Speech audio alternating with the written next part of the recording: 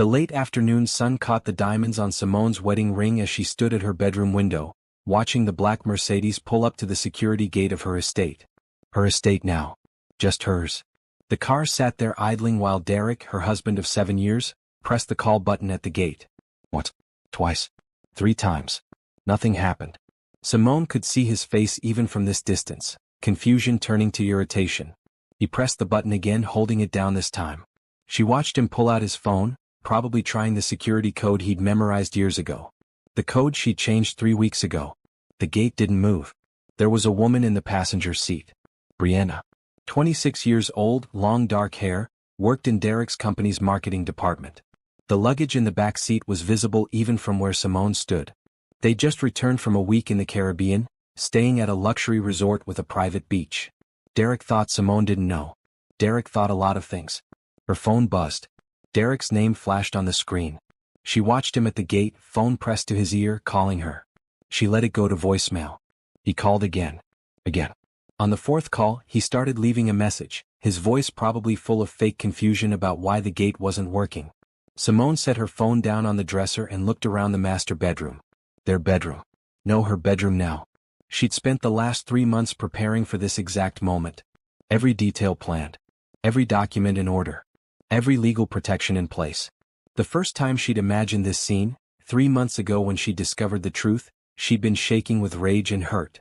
She'd cried so hard she couldn't breathe. She'd wanted to scream, to throw things, to confront Derek and demand answers. But she hadn't done any of that. Instead, she'd gotten smart. Mrs. Harrison? The voice came through the intercom system. Roger, the head of her new security team. Mr. Harrison is at the gate. He's asking to be let in. His code isn't working and he wants to know if there's a problem with the system. Tell him the code was changed, Simone said calmly. Tell him he no longer has access to this property. There was a brief pause. Yes, ma'am. Simone watched through the window as Roger approached the gate. She saw Derek's expression change from irritation to shock. He got out of the car, gesturing wildly.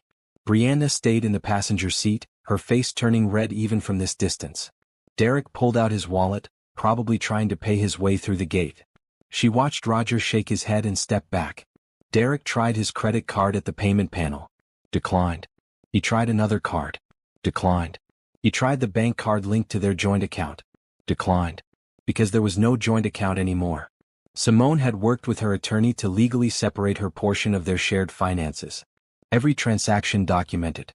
Every asset accounted for. Every penny protected. Derek was shouting now. She could hear his voice even through the closed windows, though she couldn't make out the words. Brianna had gotten out of the car, looking around nervously like she wanted to be anywhere else. A white van pulled up behind Derek's Mercedes. A courier stepped out, clipboard in hand. Perfect timing. Simone watched as the courier approached Derek, who was still yelling at Roger. The courier said something, holding out the clipboard. Derek waved him away impatiently. The courier insisted. Derek finally grabbed the clipboard, scrawling his signature with angry strokes, probably thinking it was some package or delivery. The courier handed him a thick envelope. Divorce papers. Simone saw the exact moment Derek opened the envelope and realized what he was holding. His face went white. His hands shook. He looked up at the house, searching the windows. Simone didn't step back or hide. She wanted him to see her. Their eyes met across the distance. She lifted her hand in a small wave. Derek's face turned purple. He started toward the gate like he might try to climb it, but Roger and another security guard stepped forward. Derek stopped, looking at the papers in his hand, then at Brianna, then back at the house. Simone's phone rang again. She picked it up this time but didn't say hello. Simone. Derek's voice was high and tight. What is going on? Why won't the gate open? What are these papers? The gate won't open because you don't live here anymore, Simone said, her voice steady. The papers are divorce documents. I think they're fairly self-explanatory. You can't just lock me out of my own house. It's not your house. It's our house and I have every legal right to refuse you entry. If you read the paperwork, you'll see the restraining order that requires you to stay at least 100 feet from the property unless supervised by law enforcement. This is insane. Simone, we need to talk about this. We don't need to talk about anything. Everything you need to know is in those papers. All communication goes through my attorney now. Her contact information is on page 3. Simone, please just let me in so we can discuss this like adults. Like adults? Simone's voice stayed calm but cold. You mean the way you discussed your vacation plans with me? Oh wait, you told me you were going to a business conference. Was Brianna presenting at the conference, Derek? Or was she just presenting herself on a beach while you paid for everything with our money? Silence. That's what I thought, Simone continued. Check your email. I've sent you a list of hotels in the area. I suggest you pick one. Actually, you might want to check with Brianna. Maybe she has space for you. She hung up. Through the window she watched Derek stare at his phone, then at Brianna. Brianna was shaking her head, backing toward the car. She was saying something, probably that she didn't sign up for this, that she thought he was handling his divorce quietly, that she didn't want to be part of this mess. Derek grabbed her arm. Roger started forward. Brianna pulled away, got in the car, and refused to get out. Derek stood there at the gate, the divorce papers in his hand, his carefully constructed lies falling apart around him. Simone turned away from the window. She had work to do. Her attorney was waiting for her call to confirm everything had gone according to plan. Her business consultant had sent over final revisions to her business proposal. She had dinner plans with her best friend tonight, the first real celebration of her new life. But first she needed to remember how she'd gotten here. How she'd discovered the truth. How she'd gone from crying on her bedroom floor to standing strong and taking back her life. Because the lockout at the gate wasn't the beginning of this story. It was just the first chapter of the ending. 3 months ago, everything had looked perfect. She'd been married to Derek Harrison, successful investment banker, living in a beautiful estate, with everything she thought she wanted. And then one email changed everything. 3 months earlier, Simone had been sitting in her home office paying bills when the email arrived. It was from Derek's assistant, Monica, with the subject line, "Confirmation for next week." Simone almost deleted it, thinking Monica had sent it to the wrong person. But something made her open it. Inside was a confirmation for a 5-star resort in Turks and Caicos. Reservation for 2. Ocean View Villa. 7 nights. Couples massage package included. Romantic dinner reservations. For next week. The week Derek had told her he was going to a financial services conference in Chicago. Simone stared at the screen, her heart pounding. There had to be an explanation. Maybe it was a surprise trip for their anniversary? But their anniversary wasn't for another 3 months. Maybe it was a client meeting? But clients didn't get couples massage packages. She read the email again. Then again. Derek, I've got your resort confirmation for next week with Brianna. The villa looks amazing. Wish I could afford a trip like that. Have a great time. Brianna. Simone's hands were shaking. She printed the email, then grabbed her phone and called Derek. Hey babe, he answered on the second ring. He sounded normal. Happy. What's up?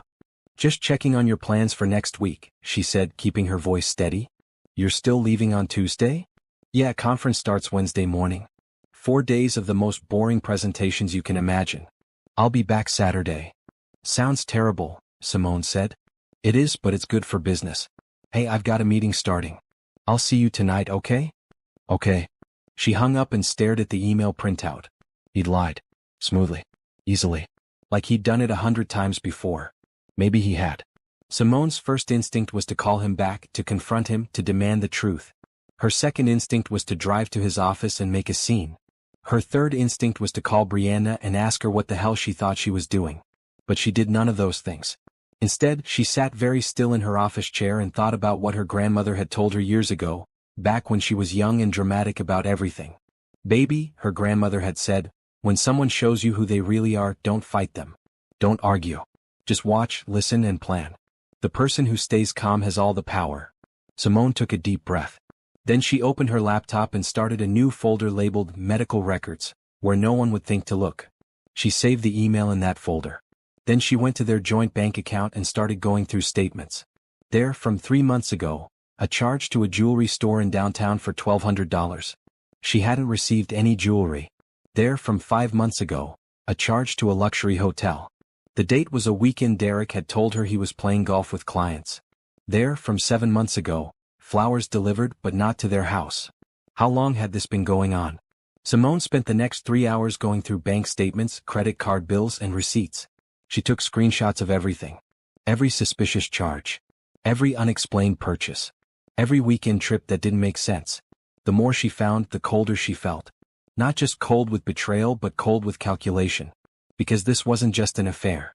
Derek was spending their money, money she'd helped build through her years of supporting his career, on another woman.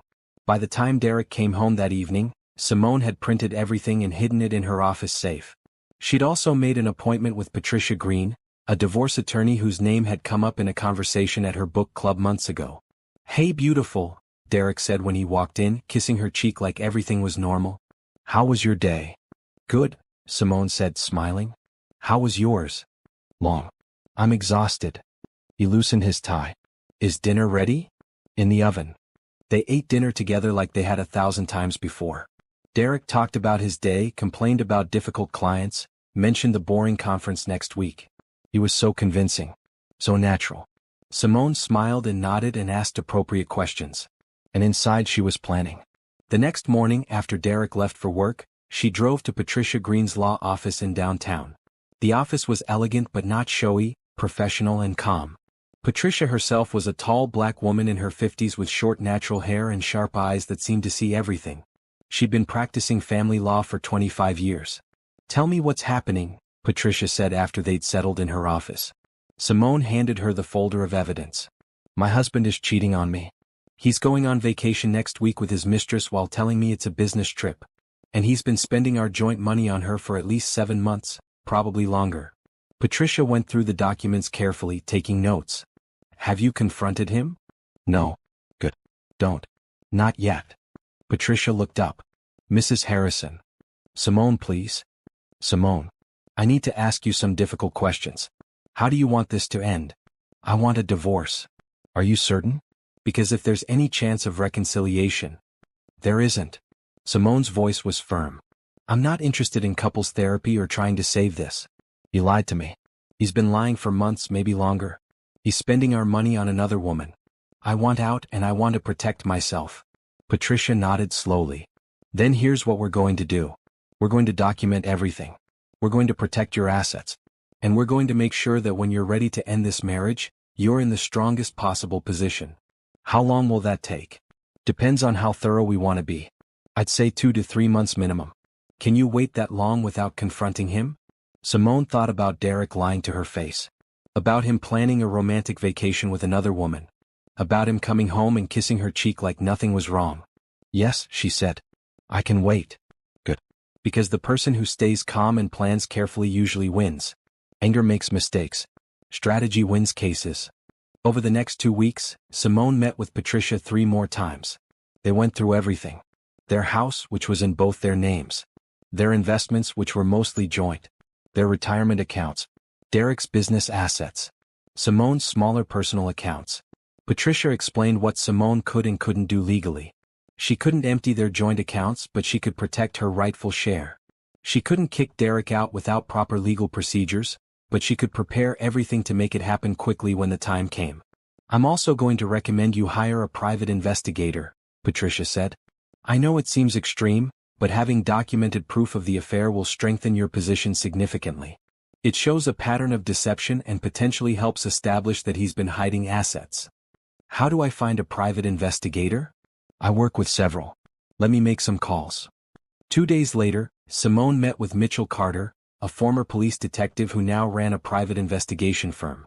He was a quiet man in his early 60s who explained his services in simple, straightforward terms.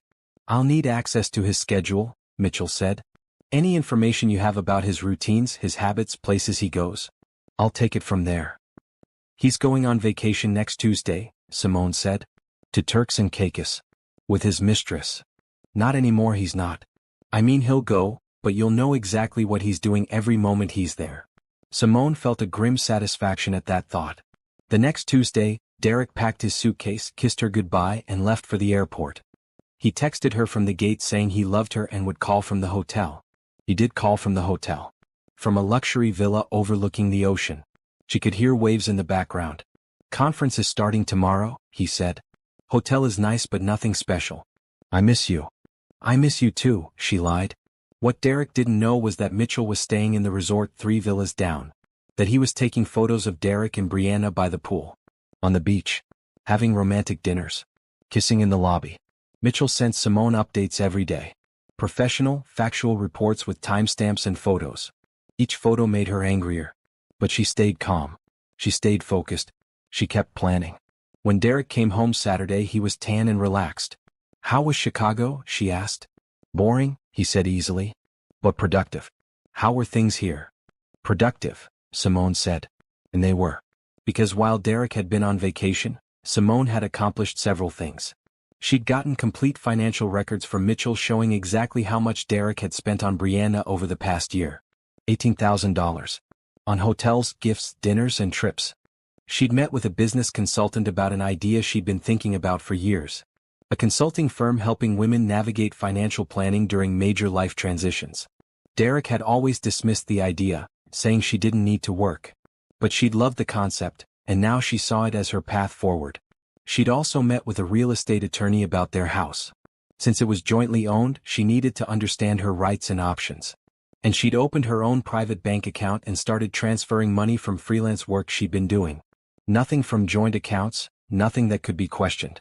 Just her own earnings going into her own account. Because Simone was building something. She was building her escape plan. 2 weeks after Derek returned from his fake conference, Simone met Mitchell at a coffee shop across town where they wouldn't be seen by anyone who knew Derek. Mitchell handed her a thick folder. "This is everything I have so far. I've been following him for 3 weeks total, including the vacation. I've also done background work on Brianna Cole." Simone opened the folder. Photos of Derek and Brianna together were paperclipped to detailed reports. Dates, times, locations. Restaurant receipts. Hotel check-ins. "How long has this been going on?" Simone asked. "Based on financial records and witness statements from people who work with them, at least 14 months. Over a year." Simone's stomach turned. "There's more," Mitchell continued. "Derek has been moving money. Small amounts but consistent. 500 here, 1,000 there, transferred to an account in his name only. How much total? Close to $35,000 over the past 6 months. That's our money," Simone said quietly. "Legally, yes. He's draining joint assets into private accounts. It suggests he's planning something. Probably planning to leave but wants to hide money first." Simone looked at the photos again. Derek and Brianna looked happy. They looked like a couple. In one photo, Derek was looking at Brianna the way he used to look at Simone years ago. "What about Brianna?" Simone asked. "What did you find out about her?" Mitchell flipped to another section of the folder. "Brianna Cole, age 26. She's worked at Harrison Financial for 2 years in the marketing department. Single, no kids. She lives in an apartment downtown that costs twice what she makes. Guess who's been covering the difference? Derek. Derek. He's also paid off her car loan and her credit cards. We're talking another $20,000 in the past year that he's spent on her directly." The numbers kept adding up. Derek had spent over $70,000 of their money on his affair. "There's something else," Mitchell said carefully. "I spoke with some people who work at Harrison Financial. Brianna isn't the first.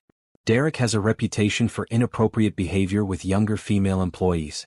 Nothing that's been officially reported, but there have been complaints that went nowhere." Simone felt sick. "How many others?"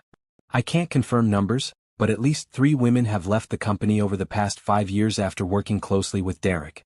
I have names if you want to contact them." "Yes, I want the names." Mitchell wrote down 3 names and contact information. "They might not want to talk. These situations are complicated. But if they do talk, their statements could be valuable." Simone took the list. "Anything else?" "One more thing. Brianna thinks Derek is divorced. Or getting divorced. He's told her that you two are separated and just working out the details." "We're not separated." "I know. But she doesn't." "He's been lying to both of you." Simone closed the folder. She felt cold all over, but her mind was clear. Derek wasn't just having an affair. He was systematically deceiving everyone around him, spending money that wasn't just his, and preparing to leave her with nothing. But she was going to beat him to it. "Keep investigating," Simone said. "I want to know everything. Every account, every dollar spent, every lie told. Can you keep following him?" "For as long as you need." "Good. Because I'm not done planning." Over the next month, Mitchell continued gathering evidence while Simone worked with Patricia to prepare divorce documents. They documented every shared asset, every joint account, every piece of property. "You understand that we can't file yet," Patricia reminded her. "Not until we have everything protected. If we file now, he'll know something is wrong and might try to hide more assets." "I understand," Simone said. "I'm in no hurry." But inside she was. Every day she had to smile at Derek and pretend everything was fine was exhausting. Every night he came home late, obviously from seeing Brianna, and expected Simone to believe he'd been working was torture. But she kept her mask on. She kept being the supportive wife.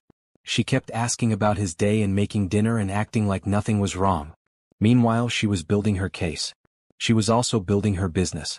The consultant she'd met with had connected her with several potential investors interested in her financial planning firm for women. The concept was simple: help women understand their financial situation, especially during divorce, career changes, or other major life transitions.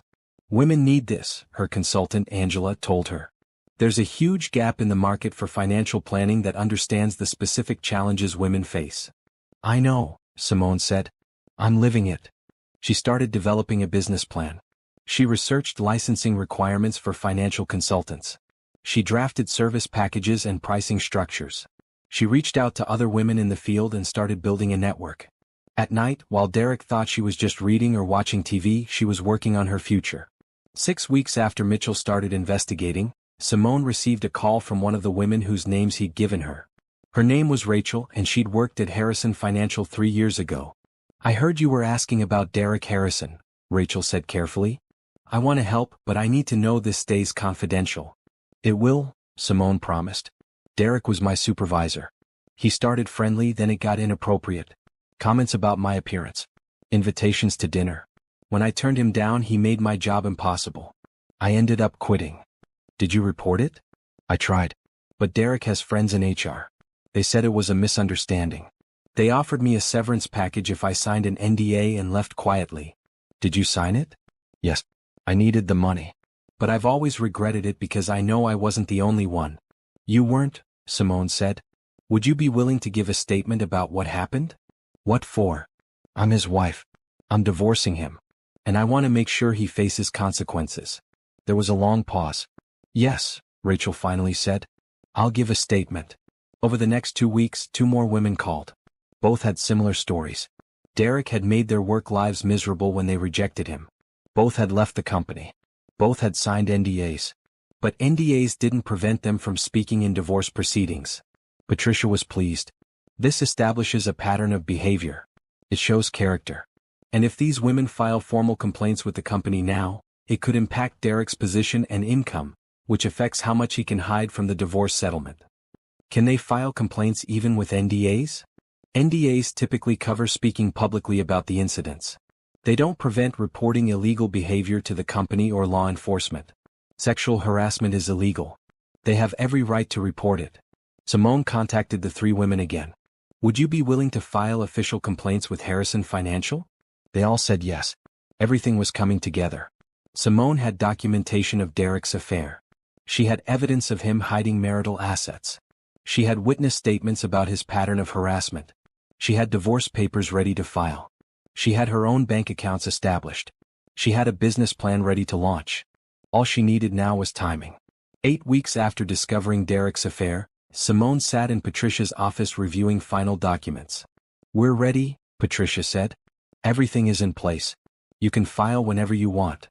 What happens when I file? We file for divorce and request temporary orders.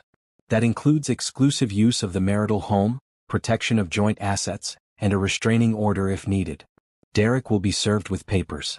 He'll have 30 days to respond. During that time, we start discovery and negotiations. Can he access our accounts during that time?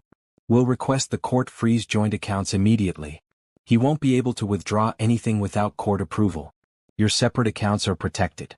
The house will be secured in your name temporarily until the divorce is finalized. Simone took a deep breath. And the harassment complaints? Those are filed separately with Harrison Financial's Human Resources Department and with the State Employment Commission. The timing is up to you, but I'd recommend filing them at the same time as the divorce. It creates a complete picture of Derek's behavior and limits his ability to hide assets if he loses his job. He could lose his job? Companies don't like harassment scandals. If 3 women file formal complaints about the same supervisor, especially a senior employee like Derek, the company will have to investigate. They might suspend him. They might fire him. At minimum, they'll probably demote him or move him to a different role. Good, Simone thought. Let him face consequences. When do you want to do this? Patricia asked. He has another trip planned in 2 weeks. Another conference. He'll be gone for a week. Perfect. We can file while he's gone. By the time he comes back, everything will be in place. I want to do it differently, Simone said. I want to do it when he comes back. Patricia raised an eyebrow. Why? Because I want him to come home expecting everything to be normal. I want him to walk up to our house thinking he's gotten away with everything. And then I want him to realize he hasn't. Patricia smiled slightly. You want him to see the consequences? Yes. Then we'll need to time it perfectly. We'll file papers the day before he's scheduled to return. That gives us time to get temporary orders approved. We change locks and security codes that day. When he arrives home, the orders will already be in effect. Can we do that quickly? If we file correctly and the judge sees evidence of asset hiding and potential flight risk, yes. I'll make it happen. The next 2 weeks were intense. Simone continued acting normal while finalizing every detail of her plan. She worked with her business consultant to finalize her company structure. She met with a bank about a business loan and was approved based on her business plan and her own credit. She also met with a real estate attorney who explained her options for the house. Since it was jointly owned, she couldn't sell it without Derek's permission. But during divorce proceedings, the court could award temporary exclusive use to one party, especially if the other party had been deceptive about finances. The house is worth approximately $2 million, the attorney explained. You've been married 7 years. Depending on your prenup situation and state law, you're likely entitled to significant equity. We don't have a prenup, Simone said. Then everything acquired during the marriage is community property, including the house appreciation, Derek's retirement accounts, and all joint investments. You're entitled to half. Half of everything they'd built over 7 years. Seemed fair. But more than the money, Simone wanted the house. She loved this house. She'd decorated it. She'd made it a home. Derek had betrayed her in this house, but she wasn't going to let him take it from her. On the Monday of the week Derek was supposed to leave for his trip, Rachel filed a formal complaint with Harrison Financial's Human Resources Department detailing Derek's harassment. The other 2 women filed complaints the same day. By Tuesday afternoon, Derek was called into HR for an interview. He came home furious. Some women from years ago are making ridiculous accusations about me, he ranted. It's absurd. I've always been professional. That sounds stressful, Simone said neutrally. It's more than stressful, it's career-ending if they believe these lies. HR is doing an investigation. They're interviewing everyone in my department. He paced the kitchen. I might have to postpone my conference trip. Please don't, Simone thought. She needed him to go. Maybe you should go anyway, she suggested. Get away from the stress for a few days. Clear your head. Derek looked at her gratefully. You're right. I need a break from all this. I'll go. HR said the investigation will take at least a week anyway. So Derek left on Tuesday as planned. Simone watched him pack, watched him kiss her goodbye, watched him lie about where he was going. As soon as he drove away, she called Patricia. He's gone. Let's file. Patricia had everything ready. She filed divorce papers with the court Wednesday morning along with an emergency motion for temporary orders citing Derek's affair, asset hiding, and harassment allegations as reasons Simone needed immediate protection. The judge reviewed everything Wednesday afternoon. By Thursday morning, Simone had temporary orders granting her exclusive use of the house, freezing all joint accounts, and requiring Derek to stay at least 100 feet from the property except with police escort. Thursday afternoon, a locksmith came to the house and changed every lock. That evening, security company came and changed all codes and added new cameras. By Friday, the house was completely secured with new protocols that only Simone controlled. Friday afternoon, Simone met with her business consultant and signed final paperwork to officially launch her financial consulting firm. She'd be opening her office the following Monday. Saturday morning, Mitchell called. Derek and Brianna just left the resort. They're heading to the airport. They'll land around 3 o'clock your time. Perfect, Simone said. Everything was ready. She spent Saturday morning making sure the house was in order. She spent the afternoon in her home office reviewing her business plans. She spent the evening cooking herself a nice dinner and watching the security camera feed. At 3:15, Derek's Mercedes pulled up to the gate. Simone walked to her bedroom window to watch. It was time. The week Derek spent on vacation with Brianna while thinking Simone was clueless at home, Simone was actually executing the most important phase of her plan. Every minute Derek was away was a minute she spent securing her future. Monday morning after Derek left, Simone drove to Patricia's law office with a banker's box full of documents. They spent 4 hours going through everything one more time before filing. "You're absolutely sure about this?" Patricia asked. "Once we file, there's no going back." "I'm sure." "Then let's do this right." They reviewed every piece of evidence. Photos of Derek and Brianna together. Financial records showing money being moved into Derek's private accounts. Receipts for expensive gifts and trips. The email from Monica confirming the vacation. Phone records showing hundreds of calls between Derek and Brianna's numbers. Patricia drafted the divorce petition carefully, including specific allegations of adultery, financial deception, and breach of marital trust. She attached exhibits documenting everything. She also drafted the emergency motion requesting immediate temporary orders. "The judge will want to see clear evidence that you need emergency protection," Patricia explained. "We're showing that Derek has been systematically hiding assets, spending marital funds inappropriately, and that there's risk he'll continue doing so if we don't act immediately." "Will the judge approve it? With this evidence?" "Almost certainly. Especially combined with the harassment complaints. It paints a picture of someone who's deceptive and potentially vindictive." Wednesday morning they filed everything with the court. The clerk assigned them a hearing date for Thursday afternoon to review the emergency motion. Simone spent Wednesday afternoon meeting with her business consultant, Angela, to finalize details for her consulting firm. "I've found the perfect office space," Angela said, showing her photos on her laptop. "It's in a professional building downtown, good parking, and the rent is reasonable. It's available immediately." The office was beautiful. Bright and open with large windows. Professional but welcoming. "I'll take it," Simone said. "Great. I've also been making connections for you. I know several attorneys who do family law and estate planning who might refer clients to you. I know accountants who work with divorcing women. And I've connected with a women's business group that meets monthly. You'll have a network." "Thank you, Angela. Thank you for having a great idea. This business is going to help a lot of people." Simone signed the lease for the office space that afternoon. She also ordered furniture, business cards, and basic office supplies. Everything would be delivered next Monday. Thursday morning, Simone dressed carefully in a navy suit and drove to the courthouse for the emergency hearing. Patricia met her outside the courtroom. "Remember," Patricia said, "this is just about temporary orders until the divorce is finalized. The judge will ask questions. Answer honestly and directly. Don't get emotional. Just tell the truth." The hearing lasted 45 minutes. The judge, a stern-looking woman named Judge Harrison, reviewed all the evidence carefully. She asked Simone several questions about the finances, about Derek's behavior, about the house. "Mrs. Harrison," the judge said, "your husband is currently out of state?" "Yes, Your Honor." "He's on vacation until Saturday. And he doesn't know you filed for divorce?" "No, Your Honor. The evidence here is quite clear that Mr. Harrison has been deceptive about his activities and his handling of marital finances. I'm going to grant your emergency motion. Effective immediately, you have exclusive use of the marital home. Mr. Harrison is prohibited from entering the property without court order or police escort. All joint accounts are frozen pending full financial discovery. Do you have questions?" "No, Your Honor." "Then I'll sign the orders now. They'll be filed within the hour. Mr. Harrison will be served when he returns to the state." Simone left the courthouse with copies of the signed orders. She called the locksmith immediately. "I need all locks changed today," she told him.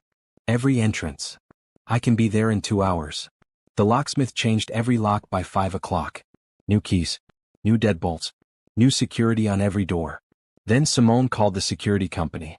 "I need to change all codes and add additional monitoring," she told them. A security technician arrived Friday morning.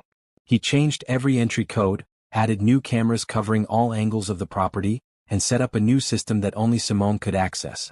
"We'll also be assigning a dedicated security team to your property," he explained. "They'll monitor the cameras remotely and can respond within minutes if needed." Perfect. By Friday afternoon, the house was completely secured. Derek's key wouldn't work. His codes wouldn't work. He had no way to access the property. Simone spent Friday evening setting up her home office for her new business. She hung her business license on the wall. She organized files and supplies. She set up her computer with accounting software and client management systems. She also spent time reaching out to the women who'd filed harassment complaints against Derek. She wanted to know how Harrison Financial was handling the investigation. Rachel called her back Friday night. They're taking it seriously, she said. They interviewed me for 2 hours. They interviewed the other women. They're interviewing everyone who's worked with Derek over the past 5 years. That's good. They also told me Derek is being placed on administrative leave pending the investigation outcome. He doesn't know yet because he's out of town. He's going to be furious. He should be scared. If they find the complaints valid, he'll be fired. And with 3 separate complaints, they're going to find them valid. Simone felt grim satisfaction at that. Derek deserved to face consequences. Saturday morning, Mitchell called to tell her Derek and Brianna were heading to the airport. Simone thanked him and spent the morning preparing for Derek's return. She contacted Roger, the head of her new security team, and briefed him on the situation. My ex-husband will arrive at the gate this afternoon. He doesn't know he's not allowed on the property. He's going to be angry. We'll handle it professionally, Roger assured her. We'll inform him of the court orders and ask him to leave. If he refuses, we'll call the police. Thank you. Simone also called the courier service to make sure they'd be at the house by 3:30 with the divorce papers. Everything had to happen in the right order. At 3 o'clock, she was dressed comfortably in jeans and a sweater, standing at her bedroom window, watching the security camera feed on her tablet. Her heart was beating fast but her mind was calm. This was it. This was the moment she'd been planning for 3 months. At 3:15, Derek's Mercedes appeared on the camera feed pulling up to the gate. Simone watched him try his code. Watched his confusion turn to irritation. Watched him start making phone calls. She let him call 4 times before Roger went to the gate to explain the situation. She watched Derek's shock when Roger told him he couldn't enter. She watched his fury when his cards were declined. And she watched his face go white when the courier arrived and handed him the divorce papers. Simone had imagined this moment dozens of times over the past 3 months. She'd imagined feeling victorious, powerful, satisfied. Instead, she just felt tired. Tired of the lies. Tired of the pretending. Tired of being married to someone who'd betrayed her so thoroughly. But she also felt strong. Because she'd done this right. She'd protected herself. She'd planned carefully. She'd made sure Derek couldn't hurt her anymore. Her phone rang.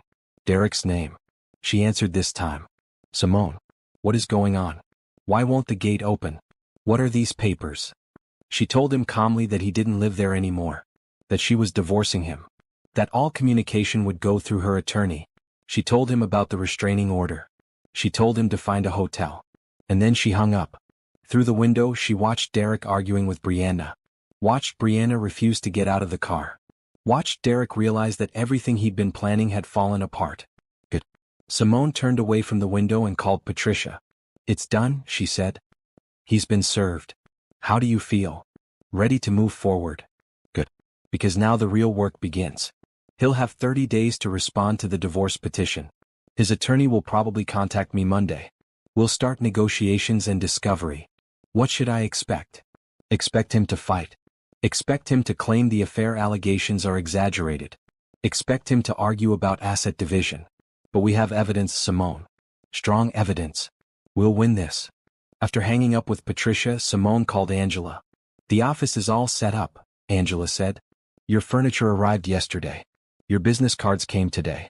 Your website goes live Monday morning. You're ready to open. I'm ready, Simone agreed.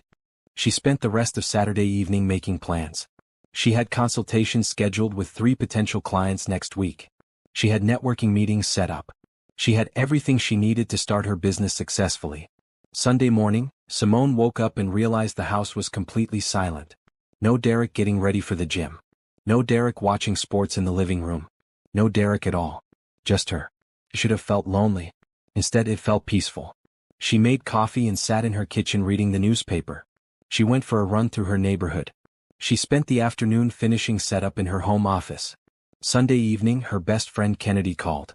So, Kennedy asked, how did it go? Exactly as planned. How are you feeling? Honestly, I feel free. Good. Because you deserve better than Derek. You always did. They talked for an hour about everything. About the business. About the divorce process ahead. About Simone's plans for the future. I'm proud of you, Kennedy said. A lot of people would have just confronted him and made it messy. You did this smart. I had good advice, Simone said, thinking of her grandmother's words about staying calm and planning carefully.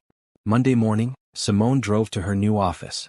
She spent the day setting up, organizing, and preparing for her first clients.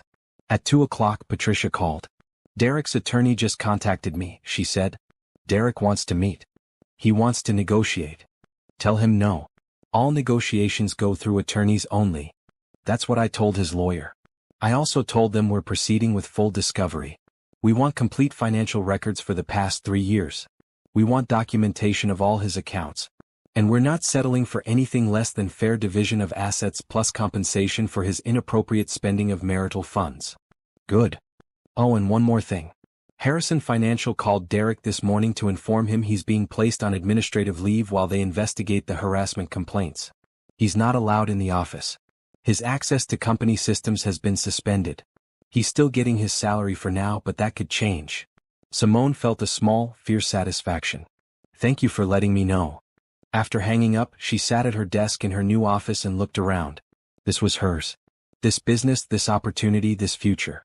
Derek had tried to keep her small, to keep her dependent, to keep her from building something of her own. But he'd failed. Because while Derek had been on vacation lying to everyone, Simone had been building the foundation for her new life. And that foundation was solid. The week after Derek returned from vacation and was served with divorce papers was chaos. For him. Simone stayed remarkably calm through all of it. Monday morning, Derek called her 17 times. She didn't answer any of them. Patricia had been clear. No direct communication. Everything went through attorneys. Derek emailed. She didn't respond. He texted. She blocked him. He tried calling from different numbers. She blocked those too. By Monday afternoon, Derek's attorney had officially responded to Patricia. His lawyer's name was Gordon Matthews, and according to Patricia, he had a reputation for being aggressive in divorce cases. Gordon sent over Derek's response. Patricia told Simone over the phone. "It's what we expected." Derek denies the affair was serious. He claims the financial transfers were legitimate. He wants the house sold and proceeds split. He wants spousal support from you. Spousal support from me? He's claiming that because he's currently on administrative leave, his income is uncertain. He thinks he's entitled to support until his employment situation stabilizes. Tuesday afternoon, Harrison Financial completed their initial investigation into the harassment complaints. They called Derek and informed him that based on the evidence, they were suspending him without pay pending further investigation. Derek called Simone's phone 23 times that day. She didn't answer any of them. Wednesday, Mitchell called with an update. Derek has been staying at a hotel downtown. The Fairfield. He's been meeting with his attorney daily. Brianna hasn't been to visit. Where is Brianna? She's still going to work every day at Harrison Financial. Apparently she's told people there that she didn't know Derek was still married. She's claiming she thought he was divorced. So she's making herself look innocent. Looks that way. She's also been seen having coffee with different guys from the office. My guess is she's moving on. Good, Simone thought. Let Derek see how it feels to be left. Thursday morning, Simone had her first official client consultation at her new office. The woman's name was Jennifer, and she was going through a divorce after 20 years of marriage. "I don't understand anything about our finances," Jennifer admitted. "My husband handled everything. Now I'm supposed to make decisions about assets I don't even understand. That's exactly why I started this business," Simone said. "Let me help you understand what you have and what your options are." They spent 2 hours going through Jennifer's financial situation. Simone explained retirement accounts, investment portfolios, and property assets in simple terms. She helped Jennifer see that she wasn't helpless, that she could understand this, that she could make informed decisions. "Thank you," Jennifer said at the end. "I feel like I can breathe now. I feel like I have some control." "You do have control," Simone assured her. "And I'm here to help you keep it." After Jennifer left, Simone sat at her desk feeling proud. This was exactly what she'd wanted to do. Help women who felt lost and confused navigate the financial complexities of major life changes. She'd been where they were. And she'd found her way through. Friday afternoon, Gordon Matthews called Patricia with a settlement offer. Derek was willing to agree to the divorce if Simone would accept 40% of marital assets, drop her claims for compensation for inappropriately spent funds, and allow Derek to keep his retirement accounts untouched. "Absolutely not," Patricia told Simone. "That's insulting. You're entitled to 50% minimum, plus compensation for the $70,000 he spent on his affair. We're not accepting anything less." "Tell him no," Simone agreed. Patricia countered with her own offer. 60% of marital assets to Simone to compensate for Derek's depletion of funds, full ownership of the house, and Derek's agreement to pay half of Simone's business startup costs since he'd discouraged her from working during their marriage. Gordon rejected it immediately. "This is going to get ugly," Patricia warned. "Derek doesn't want to admit fault. He doesn't want to pay. He's going to fight this." "Let him fight," Simone said. "I have evidence. I have documentation. I have truth on my side." The following Monday, 2 weeks after Derek was served, Patricia received Derek's financial disclosure documents required by Discovery. She called Simone immediately. "You need to come to my office. Now." Simone drove to Patricia's office, her heart pounding. When she arrived, Patricia had documents spread across her conference room table. "Derek's disclosure is incomplete," Patricia said. "He's claimed certain accounts don't exist. He's undervalued assets. And there's a significant amount of money missing." "How much money?" "At least $80,000 from various accounts that I can't find documentation for. Either he spent it, hid it, or moved it somewhere he's not disclosing." "Can he do that?" "He can try. But it's illegal. We're filing a motion to compel complete disclosure. If he doesn't provide it, the judge can hold him in contempt." Over the next 3 weeks, the legal battle intensified. Derek's attorney fought every request. Patricia fought back harder. They exchanged motions, arguments, and increasingly hostile communications. Meanwhile, Simone focused on her business. She took on 6 more clients in those 3 weeks. Women going through divorces, women changing careers, women who'd been financially dependent and needed to understand their own situations.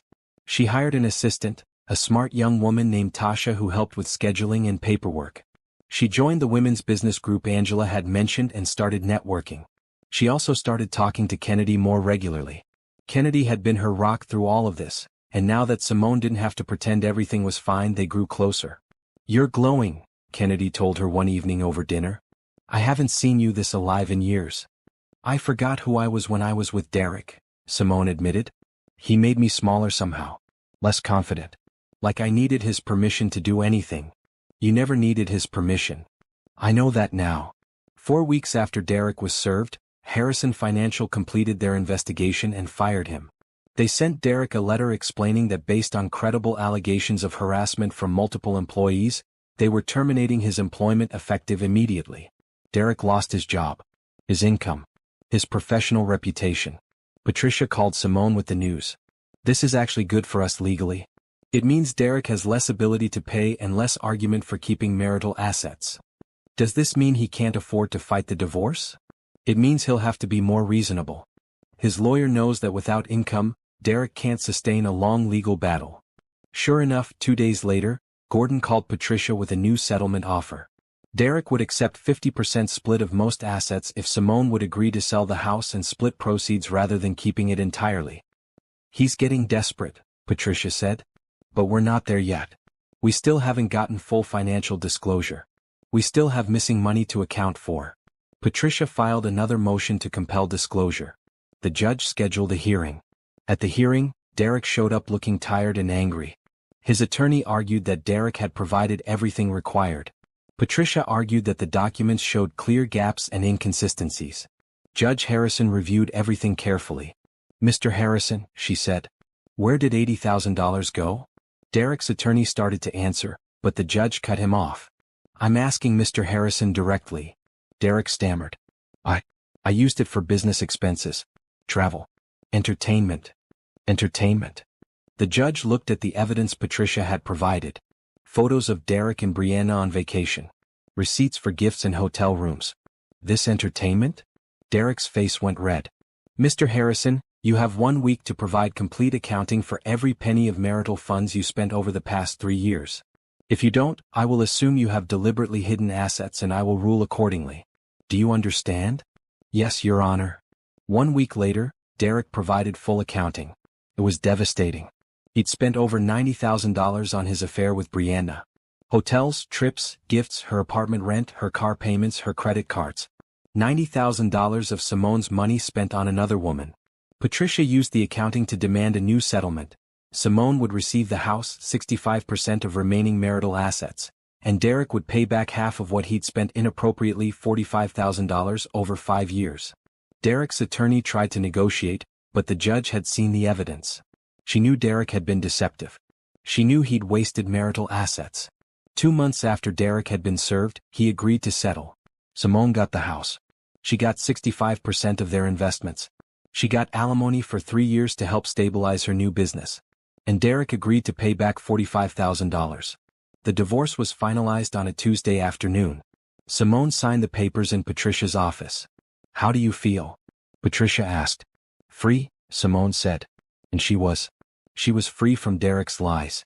Free from his betrayal. Free from his control. She drove home to her house. Her house now. Just hers. She walked through every room seeing it differently now. This wasn't the home she'd shared with Derek. This was the home she'd fought for. The home she'd won. The home where she'd build her new life. That evening, Kennedy came over with champagne. "To freedom," Kennedy said, raising her glass. "To freedom," Simone agreed. They drank and talked and laughed. For the first time in months, Simone felt genuinely happy. "What's next?" Kennedy asked. "Next, I keep building. My business is growing. I'm helping people. I'm making a difference." "And dating?" Simone laughed. "Maybe eventually. Right now, I'm focused on myself." "Good. You deserve to be focused on yourself." Later that night, after Kennedy left, Simone sat on her back patio looking at the stars. She thought about Derek at the gate 2 months ago, shocked and furious and locked out of the life he'd taken for granted. She thought about how carefully she'd planned everything. How strategically she'd moved. How she'd stayed calm when she'd wanted to scream. And she thought about how it had all been worth it. Because now she was here. In her house. With her business. With her future ahead of her. Derek had tried to take everything from her. Instead, she'd taken everything back. And built something better. 3 months after the divorce was finalized, Derek's life had completely fallen apart, while Simone's had completely transformed. Derek was living in a small apartment on the edge of town, the kind of place he would have sneered at before. After losing his job at Harrison Financial, he'd struggled to find new employment. The harassment allegations had followed him. Other companies heard about the investigation. Nobody wanted to hire someone with that kind of reputation. He'd finally found work at a much smaller financial firm, making less than half what he used to make. The job was boring, the clients were small-time, and everyone there treated him like he was lucky to even have the position. His relationship with Brianna had ended spectacularly. She'd stopped returning his calls the week he was fired. When he'd finally tracked her down at a coffee shop, she'd been with another guy from Harrison Financial, someone younger and still employed. "I thought you were divorced," Brianna had said coldly. "You lied to me too." Derek had tried to explain, tried to apologize, but she'd walked away without looking back. His own family had been horrified when they learned the truth. His mother had called Simone to apologize. His sister had sent a card saying she was sorry for believing Derek's lies about the marriage being troubled. His brother stopped speaking to him entirely. Derek had tried calling Simone several times after the divorce was finalized. She never answered. He tried emailing, asking if they could talk, if they could work things out. Patricia had sent him a formal cease and desist letter. No contact. Period. So Derek sat alone in his small apartment every night, eating takeout and wondering how everything had gone so wrong. Meanwhile, Simone was thriving. Her consulting business had grown beyond her expectations. She now had an office with 3 employees, Tasha, who'd become indispensable as office manager, and 2 other financial consultants she'd hired to handle the overflow of clients. "We're booked solid for the next 2 months, Tasha told her one morning. "I'm having to turn away clients. You might want to think about expanding." Simone did think about it. She started looking at larger office spaces. She started developing training materials so she could hire and train more consultants. She started planning for real growth. The local newspaper did a feature on her business, interviewing several clients about how Simone's firm had helped them navigate difficult financial transitions. The article described Simone as a voice for women who've been left confused and vulnerable by major life changes. After the article ran, Simone got calls from women all over the state asking for help. She couldn't take them all, but she started developing online courses and resources so she could help more people remotely. She also started speaking at local events. Women's business groups invited her to share her story and expertise. College career centers asked her to talk to students about financial literacy. Church groups requested workshops on managing money during life transitions. Simone discovered she loved public speaking. She loved sharing knowledge. She loved empowering other women to take control of their financial lives. One evening after a particularly successful presentation, Kennedy met her for dinner. "You're incredible," Kennedy said. "Seriously?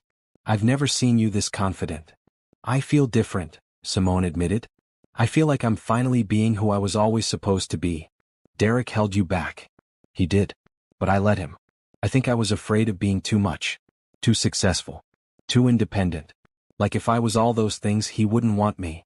And now I don't care if someone wants me because I'm small and quiet. I want someone who wants me because I'm strong and successful." "Good. You deserve that." 4 months after the divorce, Simone attended a networking event for local business owners. She was there to make connections for her business, to meet potential referral partners, to continue building her professional network. She was talking to a real estate attorney about potential collaboration when someone approached them. "Excuse me," the man said. "I'm sorry to interrupt. I just wanted to say I really enjoyed your presentation last month at the Chamber of Commerce event. Your insights on financial planning were excellent." Simone turned to look at him. He was tall, maybe early 40s, with kind eyes and an easy smile. "Thank you," she said. "That's very kind. I'm Nathan Cooper. I'm an architect here in town. I specialize in residential design." "Simone Harrison. I run a financial consulting firm." They shook hands. Nathan had a firm but gentle handshake, and his eyes crinkled when he smiled. "I know," Nathan said. "I've been following your business in the news.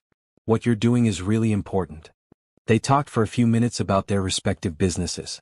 Nathan explained that he focused on designing homes for families going through transitions, helping them create spaces that fit their new lives. "That sounds similar to what I do," Simone said. "Just with finances instead of physical spaces." "Exactly. We're both helping people rebuild." There was something comfortable about Nathan. Something genuine. He wasn't trying too hard. He wasn't performing. He was just talking to her like a real person having a real conversation.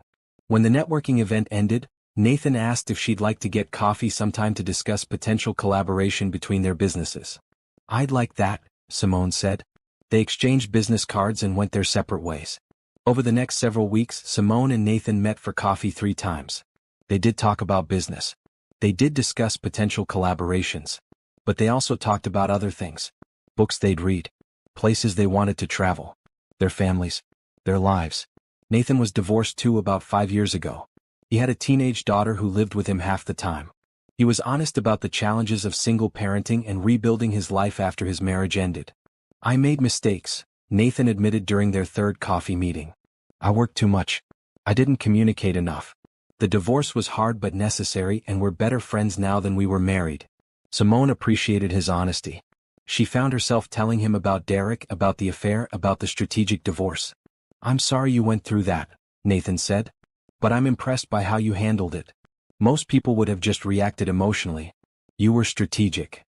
"I had good advice," Simone said. "My grandmother always said to stay calm and plan carefully." Smart woman. After their 3rd coffee meeting, Nathan asked if she'd like to have dinner sometime. Not a business meeting. A date.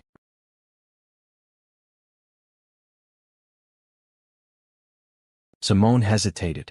She wasn't sure she was ready. Divorce had been finalized only 4 months ago. She was still building her business. She was still figuring out who she was outside of marriage. But Nathan was kind. And patient. And genuine. "I'd like that," she said. Their first date was at a quiet Italian restaurant downtown. They talked for 3 hours. Nathan told her about his daughter, about his architecture projects, about the house he was designing for himself. Simone told him about her business, about her dreams for expansion, about helping women find financial independence. "You're remarkable," Nathan said at the end of the evening. "The way you've turned something painful into something meaningful. That takes real strength. I'm just doing what I think is important. That's what makes it remarkable." They started dating slowly. Dinner once a week. Coffee on weekends when Nathan didn't have his daughter. Long phone calls in the evenings. Simone was careful not to rush. She was enjoying getting to know Nathan, but she was also enjoying her independence. She didn't want to lose herself in another relationship. Nathan seemed to understand. He never pushed. He never demanded more time than she was willing to give. He respected her boundaries and her priorities. "I like this pace," he told her after they'd been dating for 6 weeks. "I'm not trying to rush into anything. I just enjoy spending time with you." "I enjoy spending time with you too." Meanwhile, Derek's situation continued deteriorating. His new job wasn't working out. He'd made mistakes with several clients and was on probation. His money was tight because of the alimony and restitution payments to Simone. He tried dating but found that women his age weren't interested in someone with his reputation and financial situation. Younger women like Brianna weren't interested in someone who was broke and bitter. He was lonely and frustrated and angry at everyone. At Simone for divorcing him. At Brianna for leaving him. At Harrison Financial for firing him. At the women who'd complained about his behavior. At the world for not giving him what he thought he deserved. 5 months after the divorce, Derek showed up at Simone's office. Tasha called Simone immediately. Derek Harrison is here. He's demanding to see you. I told him you're not available but he won't leave. Simone felt her heart rate increase but kept her voice calm. Call security. Tell them we have an unwanted visitor who won't leave. I'll be right out. When Simone came to the lobby, Derek was arguing with Tasha. He looked terrible. He'd lost weight. His suit was wrinkled. His eyes were red. Derek, Simone said calmly. You need to leave. I need to talk to you. We have nothing to discuss. Leave now or security will escort you out. Simone, please. I just want 5 minutes. I want to apologize. I want to explain. I don't want your apology and I don't need your explanation. We're divorced. That means we have no reason to communicate. Leave. You ruined my life. Derek's voice rose. You took everything from me. My job, my money, my reputation. I didn't take anything, Simone interrupted. You destroyed your own life with your own choices. Now leave before I call the police. Security arrived then, 2 large men who'd been in the building. They gently but firmly escorted Derek out while he continued protesting. After he left, Simone sat in her office shaking. Not from fear but from adrenaline. She called Patricia. Derek just showed up at my office. Did he threaten you? No. He wanted to talk. He wanted to blame me for his problems. I'll file for another restraining order, this time for your business location. He can't do this. The restraining order was approved the next day. Derek was prohibited from coming within 500 feet of Simone's office or home. When Simone told Nathan about the incident, he was concerned. Are you okay? I'm fine. Derek isn't dangerous, just pathetic. Still, if you need anything. I know. Thank you.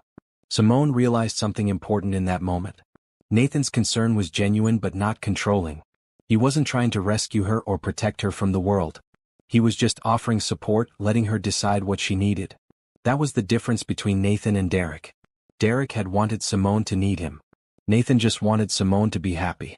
6 months after the divorce, Simone's business was featured in a statewide magazine as one of the fastest-growing consulting firms.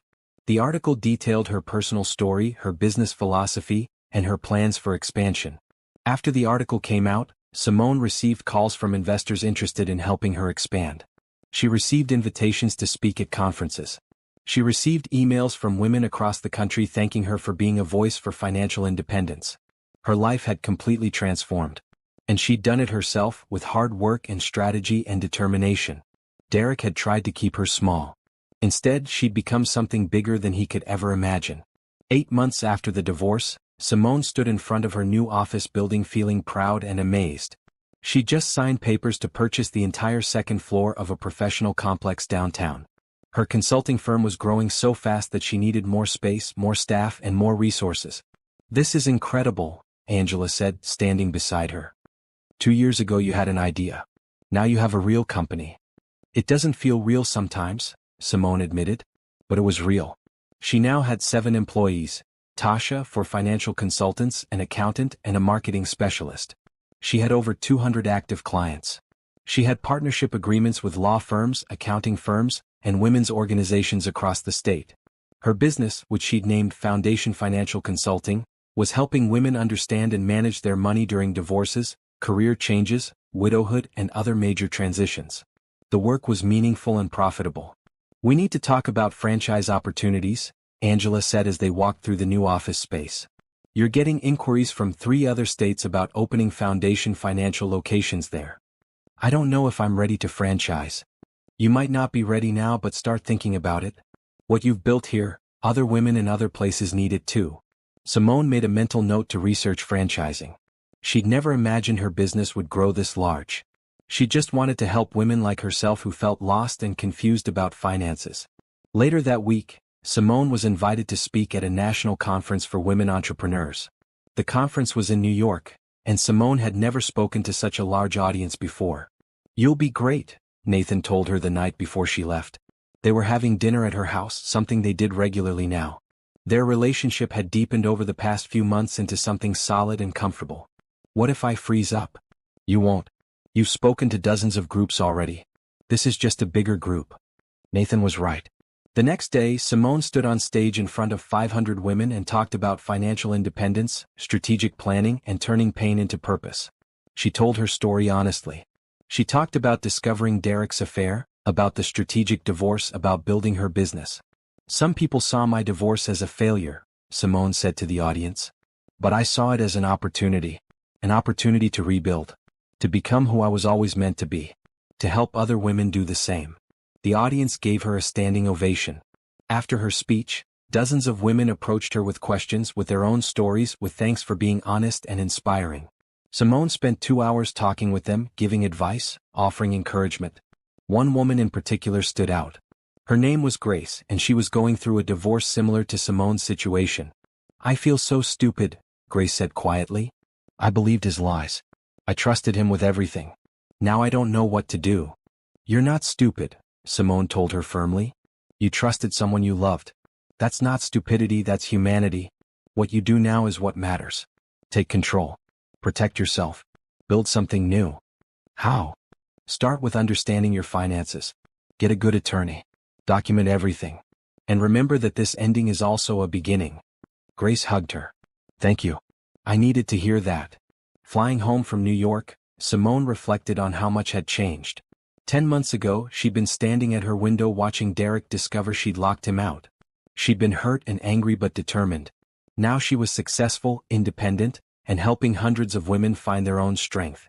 Her relationship with Nathan had also become something beautiful.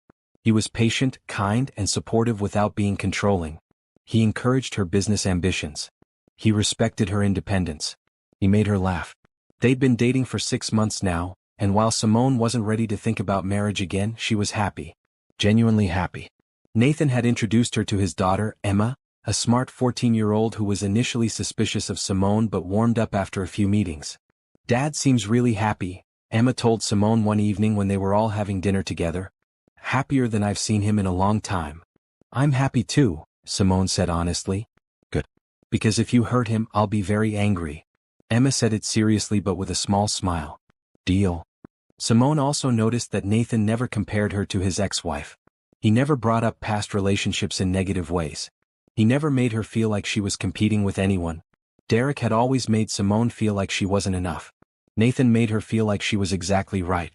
9 months after the divorce, Simone received unexpected news. Harrison Financial, Derek's former employer, was facing a lawsuit from several former female employees, including Rachel and the other women who'd filed harassment complaints. The lawsuit alleged that the company had fostered a hostile work environment and failed to properly address harassment complaints. Patricia called to tell her about it. The lawsuit specifically mentions Derek as one of the main perpetrators. It's getting media attention. How is Derek handling it? Not well. He's being called to testify. His current employer isn't happy about the negative publicity. There's talk he might lose this job too. Simone felt a complicated mix of emotions. She wasn't happy Derek was suffering, but she wasn't sad about it either. He'd created this situation through his own actions. He was facing the consequences. "The women filing the lawsuit want to know if you'd be willing to give a statement," Patricia continued. "About Derek's behavior during your marriage, about the financial deception, about anything relevant. Will it help their case?" "It could. It establishes a pattern of deceptive and manipulative behavior." "Then yes, I'll give a statement." Simone met with the attorney representing the women and provided a detailed account of Derek's lies, his manipulation, his financial deception. She provided copies of documents showing how he'd hidden money and spent marital assets inappropriately. "This is very helpful," the attorney said. "It shows he had a pattern of deception that extended beyond his workplace." "I hope it helps them get justice," Simone said.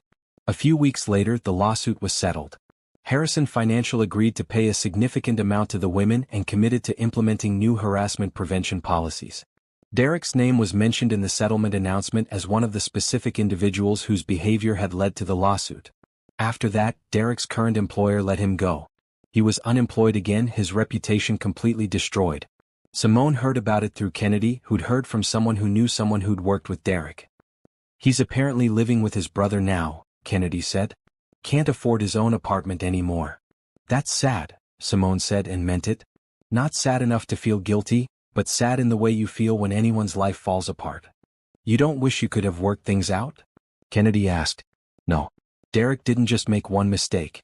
He made hundreds of conscious choices to lie to me, to betray me, to steal from me. He destroyed our marriage. I just made sure he didn't destroy me too. You did more than that. You built something amazing. That was true. Simone had built a successful business, a strong professional reputation, and a network of women who supported each other. She'd also built a new life based on honesty, independence, and purpose. 10 months after the divorce, Simone attended a business awards ceremony where she was being honored as Entrepreneur of the Year by the local business association. Nathan attended with her, proud and supportive. When she accepted the award, Simone looked out at the audience of business owners and community leaders. Thank you for this honor, she said. But I want to be clear about something. I didn't start my business because I wanted to be an entrepreneur. I started it because I needed to survive. I found myself at a point where everything I thought was secure wasn't secure at all. Where the person I trusted most had betrayed me completely. And I realized that my only option was to build my own security, my own future, my own strength. She paused, looking at the faces watching her. So this award isn't just for me. It's for every woman who's ever felt lost and found her way. For every woman who's ever felt small and chose to grow. For every woman who's ever trusted the wrong person and learned to trust herself instead.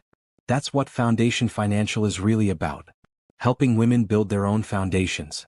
The audience applauded loudly. After the ceremony, several people approached Simone with business opportunities, partnership ideas, and consulting requests. Her business was becoming well known not just locally but regionally. Driving home with Nathan that night, Simone felt content. That was a great speech, Nathan said. Thanks. I meant every word. I know. That's what made it great.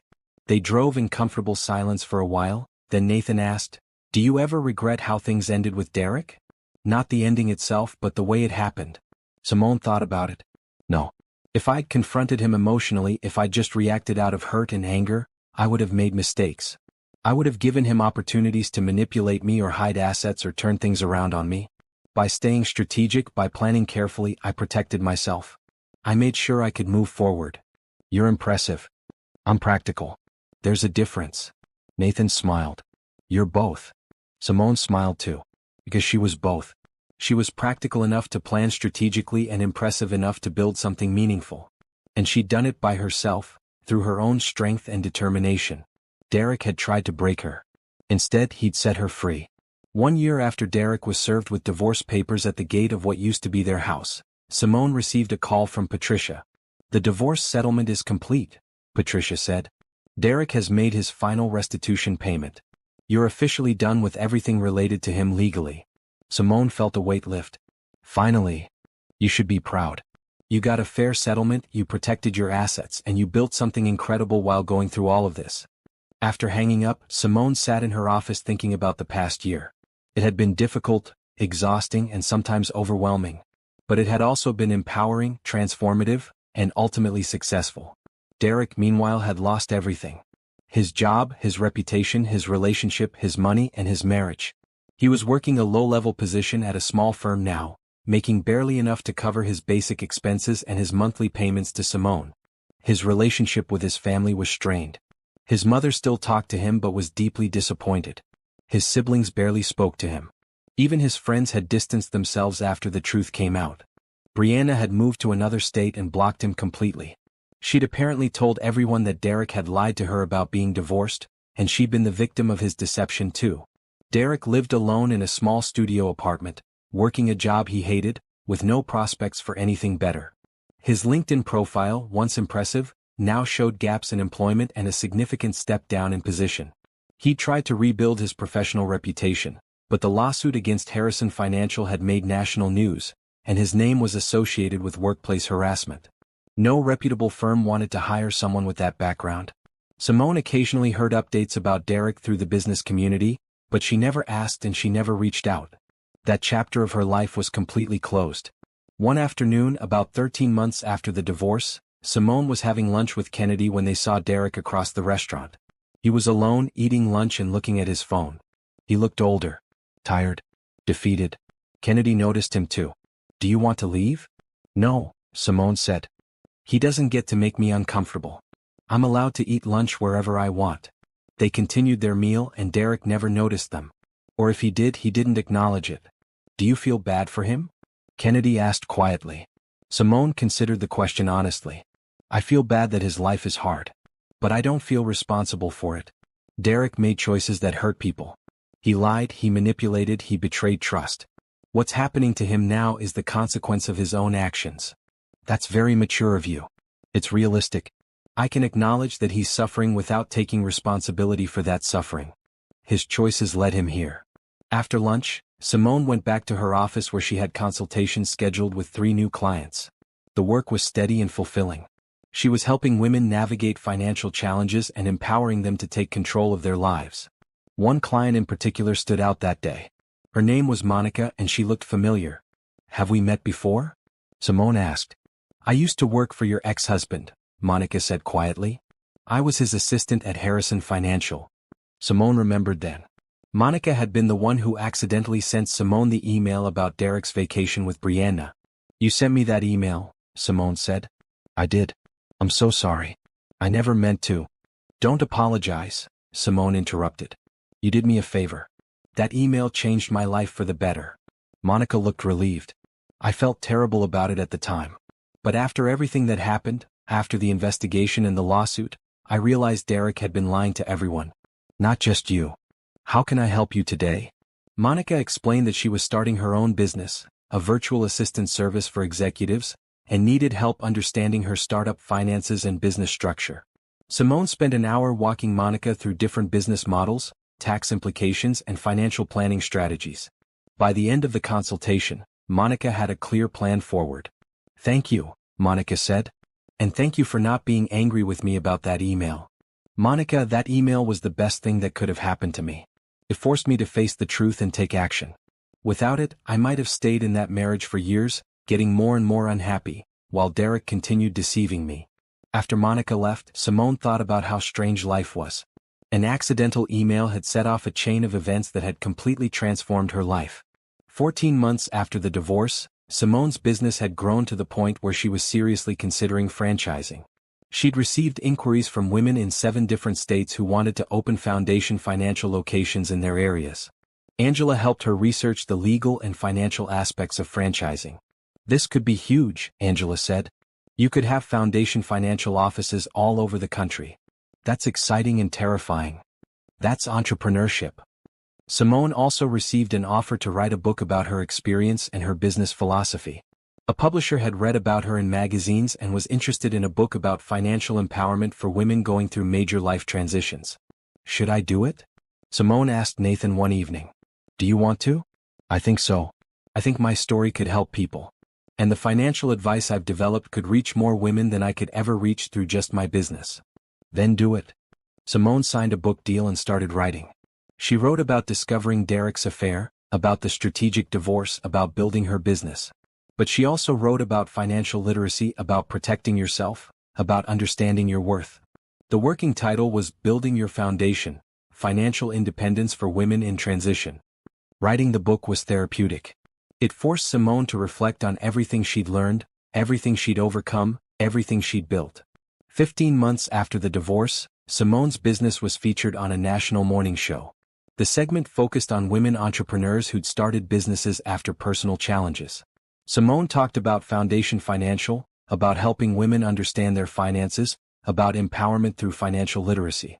She didn't mention Derek by name, but she talked honestly about going through a difficult divorce and using that experience to help others. After the segment aired, Simone's website crashed from the traffic. Her phone rang constantly. Her email inbox filled with messages from women asking for help, for advice, for consultations. "You've gone viral," Tasha told her. "We're getting hundreds of requests." Simone had to hire more staff to handle the demand. She also accelerated her franchising plans because it was clear there was need for foundation financial services all over the country. 16 months after the divorce, Derek reached out one more time. He sent an email to Simone's business account, probably hoping it wouldn't be blocked. Simone, the email read. I know you don't want to hear from me. I know I hurt you. But I'm writing to tell you that I finally understand what I did. I was selfish and cruel and I destroyed something valuable. I don't expect forgiveness and I'm not asking you to feel sorry for me. I just wanted you to know that I see now what I couldn't see then. You deserved better. You always did. I hope you're happy. I hope you found the life you deserve. Simone read the email twice. Then she filed it away without responding. She didn't need Derek's apology. She didn't need his acknowledgement. She didn't need anything from him. She'd moved on completely. That same week, Nathan asked Simone to meet his parents. They'd been dating for almost a year now, and while neither of them was rushing toward marriage, they both knew this relationship was serious. I want them to meet you, Nathan said. They've heard so much about you. Simone met Nathan's parents at their home, a beautiful house Nathan had designed for them years ago. They were warm and welcoming, asking about her business and genuinely interested in her work. Nathan talks about you constantly, his mother said with a smile. He's very proud of you. She should be proud of herself, Nathan said. She built something amazing from scratch. Simone felt a warmth in her chest. Not just from Nathan's words, but from the recognition that she had built something amazing. She'd taken pain and betrayal and transformed it into purpose and success. Later that evening, driving home with Nathan, Simone felt content. Her business was thriving. Her personal life was healthy and happy. Her future was bright and full of possibilities. I'm happy, she said out loud. Nathan glanced at her and smiled. You should be. You've earned it. And she had. Through hard work, strategic thinking, and refusing to be broken by betrayal, Simone had created a life better than anything she'd had before. Justice hadn't just been served in the divorce settlement. Justice had been served in Simone's success, her happiness, and her complete independence. Derek had tried to take everything from her. Instead, she'd taken everything back and built something even better. 18 months after Derek had been served divorce papers at the gate, Simone stood in front of a conference room full of potential franchise owners, presenting her vision for Foundation Financial's national expansion. Our mission is simple, she told the room of 30 women from 15 different states. We help women understand and control their finances during major life transitions. We provide education, resources, and support when they need it most. The women nodded, taking notes. They were all successful in their own fields, all passionate about helping other women, all excited about bringing Foundation Financial to their communities. After the presentation, several women approached Simone with questions, with enthusiasm, with gratitude for the opportunity. This is exactly what my community needs, one woman from Oregon said. I went through a divorce 5 years ago and I had no idea what I was doing financially. I wish I'd had someone like you to help me. Now you can be that person for other women, Simone told her. The franchise program was moving forward faster than Simone had anticipated. Within 6 months, she expected to have Foundation Financial locations in 12 states, all run by qualified women who understood the mission. That evening, Simone had dinner with Nathan at their favorite restaurant. They'd been together for over a year now, and their relationship had deepened into something solid and lasting. I have something to tell you, Nathan said halfway through dinner. Simone looked up. Nathan seemed nervous, which was unusual. I've been offered a position in Seattle, he said. Lead architect for a major residential development project. It's a huge opportunity professionally. The kind of project I've always wanted to design. Simone's heart sank slightly. That's amazing. Congratulations. I haven't accepted it yet. Why not? Nathan reached across the table and took her hand. Because I don't want to leave you. I know we've only been together a year. I know we're both independent people with our own lives and careers. But Simone, I love you. And I don't want to be across the country from you. Simone felt tears prick her eyes. I love you too. So I've been thinking. What if we both went? Foundation Financial is franchising nationally anyway. You could oversee that from anywhere. And Seattle has a huge market for your services. You could open a flagship location there while managing the franchise expansion. You want me to move to Seattle with you? I want us to build something together. Not because either of us needs the other, but because we want to. Because we're better together. Simone thought about it. A year ago she would have said no immediately. She would have been afraid of losing her independence, afraid of making decisions based on a man's career, afraid of repeating patterns. But this was different. Nathan wasn't asking her to give up anything. He was asking her to expand, to grow, to build something new together. Yes, she said. Let's go to Seattle. Nathan's face lit up. Really? Really? But we do this as partners. We both have careers. We both have priorities. We support each other, but we don't sacrifice ourselves. Agreed. That's exactly how I want this to work. They spent the rest of dinner planning. Simone could manage Foundation Financial's franchise expansion from anywhere. She could open a new location in Seattle and train managers to run her established locations. She could continue writing her book and doing speaking engagements remotely.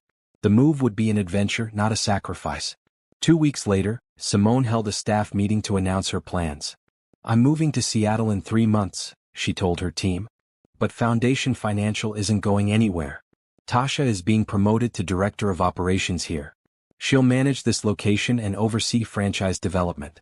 I'll still be involved in strategic planning and major decisions, but the day-to-day operations will be managed by the team here. Tasha looked shocked and excited. Thank you for trusting me.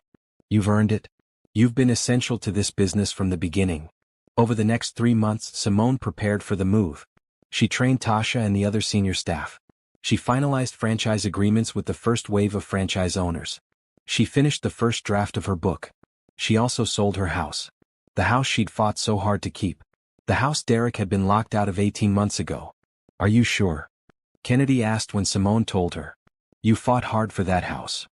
I fought hard for my independence, Simone corrected. The house was a symbol of that. But I don't need the symbol anymore. I have the reality. Kennedy hugged her. I'm going to miss you. I'll be back to visit constantly. And you can visit Seattle. The house sold quickly for significantly more than Simone had expected. She used part of the money to invest in Foundation Financial's expansion and part to buy a beautiful condo in Seattle with a view of the water. One afternoon, a few weeks before the move, Simone was cleaning out her home office when she found the folder from early in her divorce. The folder labeled Medical Records, where she'd hidden the first email about Derek's vacation. She opened it and looked through the evidence she'd gathered. Photos of Derek and Brianna. Financial records. Receipts. The whole painful documentation of betrayal. Then she shredded it all. She didn't need these documents anymore. The divorce was final. The legal battles were over. Derek was completely out of her life. These papers represented a painful chapter, but that chapter was finished. Simone kept one thing, a note she'd written to herself on the day she'd discovered the affair. It said simply, stay calm. Plan carefully. Build something better. She'd followed that advice perfectly. The day before Simone left for Seattle, Foundation Financial hosted a celebration. Clients came, staff came, franchise owners came, local business partners came. The event was both a going-away party and a celebration of the business's success. Thank you all for being part of this journey, Simone said in her speech. Foundation Financial started because I needed help, and I realized how many other women needed help too. What we've built here is more than a business. It's a community of women supporting each other, empowering each other, and building strong foundations together. After the party, Kennedy pulled Simone aside. I'm proud of you, Kennedy said. You took the worst thing that could happen and turned it into something beautiful. Derek's affair wasn't the worst thing that could happen, Simone corrected. It was the best thing. It forced me to stop being small. It forced me to build my own life on my own terms. It freed me. 2 years after Derek was locked out of the gate, Simone stood in her new office in Seattle, looking out at the city skyline. Foundation Financial had 12 franchise locations now, with 8 more opening in the next 6 months. Her book was being published next month with a major national tour planned. Her relationship with Nathan was healthy and happy. They'd bought the condo together. They supported each other's careers. They built a life based on partnership and respect. Simone's phone rang. It was Tasha calling from the original location. I have news, Tasha said excitedly. Foundation Financial just won the Chamber of Commerce's Business of the Year award. The whole business, not just our location. They're recognizing the national impact we're having. That's incredible. You should be here to accept it. You accept it? You're the Director of Operations. This is your win too. After hanging up, Simone thought about Derek. She wondered where he was, what he was doing, whether he was okay. She didn't wish him harm. But she didn't wish him anything, really. He was just a person from her past who taught her an important lesson about self-reliance. That evening, Simone and Nathan had dinner on their balcony overlooking the water. The sun was setting, painting the sky in shades of blue and purple. Happy? Nathan asked. Very, Simone said honestly. And she'd built a successful national business helping thousands of women. She'd written a book that would help thousands more. She had a partner who respected and supported her. She had independence, purpose, and genuine happiness. Derek had tried to keep her dependent and small. Instead, he'd set her free to become something greater than either of them had imagined. A few days later, Simone received a letter forwarded from her old address. It was from Derek. She almost threw it away without reading it, but something made her open it. Simone, the letter read in Derek's handwriting. I know you probably don't want to hear from me ever again. I don't blame you. But I wanted you to know that I'm getting help. Real help. Therapy. I'm working on understanding why I did what I did. Why I sabotaged something good. Why I hurt someone who only ever supported me. I'm not writing to ask for forgiveness. Writing because you deserve to know that I finally see what I did. You didn't deserve any of it. You deserved honesty and respect, and I failed to give you either. I hope you're well. I hope you're happy. I hope you found the life you always deserved. Derek. Simone read the letter twice, then filed it away. She didn't respond. But she felt a strange sense of closure knowing that Derek had finally taken some responsibility. That weekend, Nathan took Simone to see a property outside Seattle. It was a beautiful piece of land with views of the mountains. I want to design us a house, Nathan said. Not buy one, but design one specifically for us. For our life together. If you want. Simone looked at the land, imagining possibilities. I want that. They spent the afternoon walking the property, talking about ideas, dreaming about the future. A house designed specifically for them. A home built on partnership and mutual respect. Later, sitting on a rock overlooking the mountains, Simone thought about how far she'd come. 2 years ago, she'd been standing at her window watching Derek realize she'd locked him out. Now she was standing on a mountain planning her future. Derek had taken so much from her. Or she thought he had. But actually, Derek had given her something valuable. The motivation to build her own life on her own terms. The courage to stop being small. The strength to stand up for herself. His betrayal had been painful, but it had also been freeing. What are you thinking about? Nathan asked. How grateful I am, Simone said. For what? For everything. For this opportunity. For this relationship. For the chance to build something meaningful. For Derek. Nathan asked gently. Simone considered it. Not for Derek exactly. But for what his betrayal taught me. That I'm stronger than I knew. That I can build something from nothing. That I don't need someone to complete me, but I can choose to share my life with someone who respects my completeness. Nathan smiled and took her hand. I do respect your completeness. And I'm grateful you choose to share your life with me. They sat together watching the sunset, planning their future, building their dreams. Simone had started this journey locked in a painful marriage with someone who didn't value her. She'd ended it standing on a mountain with someone who did. And she'd done it by staying calm, planning carefully, and building something better. Just like her grandmother had taught her. The lockout at the gate 2 years ago hadn't been an ending. It had been a beginning. The beginning of Simone's